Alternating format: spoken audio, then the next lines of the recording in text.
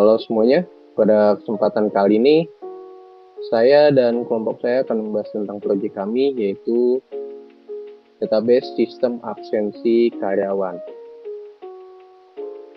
Kami dari kelompok 10, sebelumnya izinkan saya memperkenalkan diri. Nama saya Abizar Al-Ghifari, dan nanti dilanjut dengan rekan saya, yaitu ada Mas Haris Wahyudi dan Mas Syahrul Ghifari.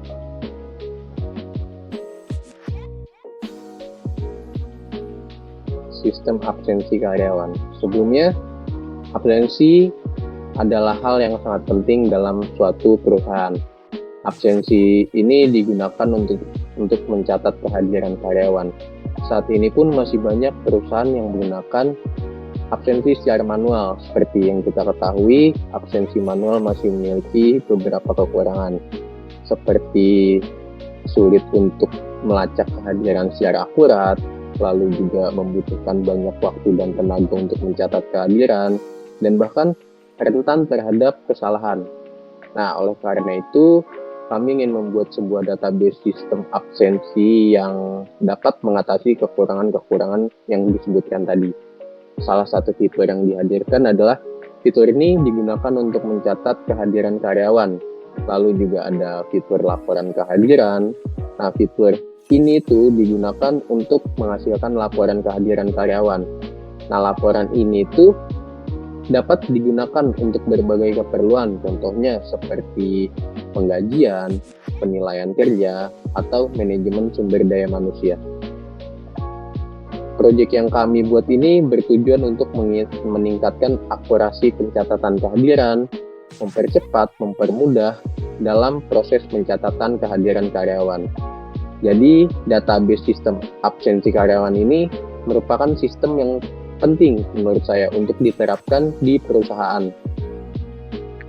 Sistem ini dapat membantu perusahaan untuk mencatat kehadiran karyawan secara akurat, efisien, dan efektif.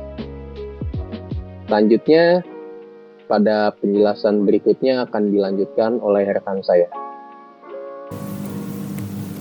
Di sini struktur database, nama database-nya itu absen system SKS. Jadi skenario-nya tuh seperti yang ada pada gambar di slide ini. Jadi kami mempunyai 3 table, yaitu employee, attendance, dan user credential. Jadi di dalam table employee itu isinya yaitu employee ID sebagai primary key, nama, jabatan, serta departemen. Kemudian di table attendance isinya itu ada employee ID yang terlink dari table employee tadi. Kemudian ada tanggal masuk, tanggal keluar, dan juga ada primary key-nya yaitu attendance ID. Kemudian di table selanjutnya itu yang table ketiga, user credential. Di situ isinya yaitu ada employee ID sama employee ID ini link dari table employee yang di atas. Kemudian username, password, role, dan ada primary key-nya itu yaitu user ID. Selanjutnya di slide selanjutnya di sini ada list table seperti pada gambar di slide. Ada table pertama yaitu employee ID, nama, jabatan, departemen. Kemudian di table kedua ada user ID, employee ID, username, password, role. Kemudian di table ketiga ada attendance ID, employee ID, tanggal masuk, serta tanggal keluar. Kemudian di slide selanjutnya itu ada isi dari database yang telah kami input. Jadi sampel data yang sudah terinput itu berasal dari data _employee_update_2023. Jadi sampel data ini kami peroleh dari salah satu anggota kelompok kami yang mempunyai profesi sebagai karyawan di suatu perusahaan. Jadi kami meminta sampel datanya. Jadi di data ini ada juga beberapa data yang telah kami ubah untuk kepentingan konfidensial. Selanjutnya akan dilanjutkan oleh Mas Haris Mas Haris akan mendemokan bagaimana proses input data dari database yang kami kerjakan. Saya persilakan kepada Mas Haris. Oke, baik. Assalamualaikum warahmatullahi wabarakatuh. Perkenalkan, nama saya Haris Wandi. Di sini saya akan melanjutkan presentasi dari rekan saya sebelumnya. Oke, kita akan masuk ke tahap struktur database dan juga demo untuk input data. Kita akan beralih ke data grid. Jadi data grid ini sebuah database manajemen mirip seperti PG Admin. Walaupun saya tidak menggunakan PG Admin, tapi untuk database-nya sendiri saya tetap menggunakan Postgre yang telah diinstal di localhost atau komputer saya. Di service Postgre, saya memiliki satu database yang bernama Absent System SKS. Di database ini, saya memiliki 3 tabel. Yang pertama ada employee atau pegawai. Di sini itu untuk menyimpan data-data pegawai seperti nama, jabatan, departemen, dan employee ID. Employee ID-nya itu dia primary key. Kemudian saya memiliki tabel kedua, yaitu ada user credential. Ini itu untuk menyimpan detail terkait penggunaan login di sistem kami nantinya. Jadi ada employee ID yang merupakan foreign key dari tabel employee, kemudian ada username, password, dan juga role. Kemudian ada user ID, primary key-nya si tabel ini, user credential. Kemudian kami memiliki tabel attendance atau kehadiran, di mana data-data yang disimpan di sini berupa employee ID-nya yang tentu saja foreign key dari tabel employee. Kemudian ada tanggal masuk, timestamp for datanya, tapi kemudian ada tanggal keluar. Di tanggal keluar ini juga berupa tipe timestamp, tapi dia tidak required, atau bisa dibilang data untuk tanggal keluar ini bisa dikosongkan dulu. Karena ketika user melakukan check-in, tanggal keluarnya belum ditentukan. Kemudian user melakukan check-out, baru tanggal keluarnya itu diupdate, jadi bisa kosong. Kemudian ada attendance ID yang berupa primary key-nya tabel ini. Oke, kemudian kita akan masuk ke sesi demo input data. Kita akan melakukan demo di tabel employee.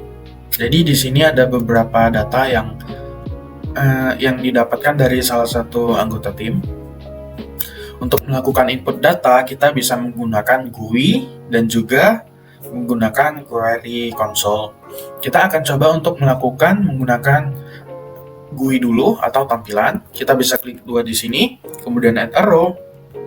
Kita masukkan ID-nya berapa, kemudian namanya siapa, misalnya Haris, ada jabatannya CTO, departemennya direksi. Kita bisa simpan dengan cara mengklik tombol ini. Oke, berhasil. Kita coba refresh. Nah, datanya tetap tersimpan. Kemudian kita bisa melakukan input data menggunakan query console. Oke, untuk melakukan input data kita bisa menggunakan query insert into. Saya sarankan ketika menggunakan query-nya ini menggunakan huruf kapital supaya kita bisa bedakan antara query dan juga data. Jadi kita bisa melakukan insert into, nama tabelnya ada employee, kemudian nama kolom dari data yang akan kita tambahkan ada employee ID, kemudian ada nama,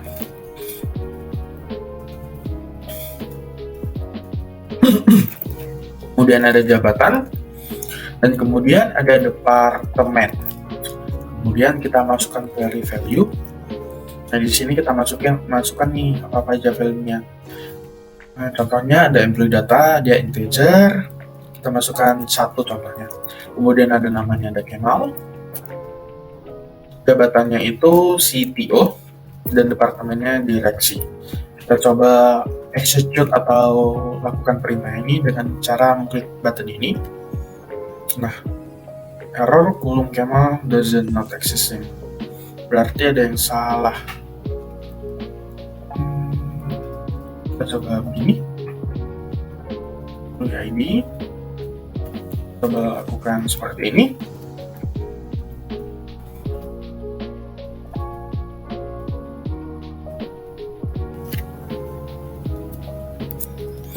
Seperti ada yang salah, kita coba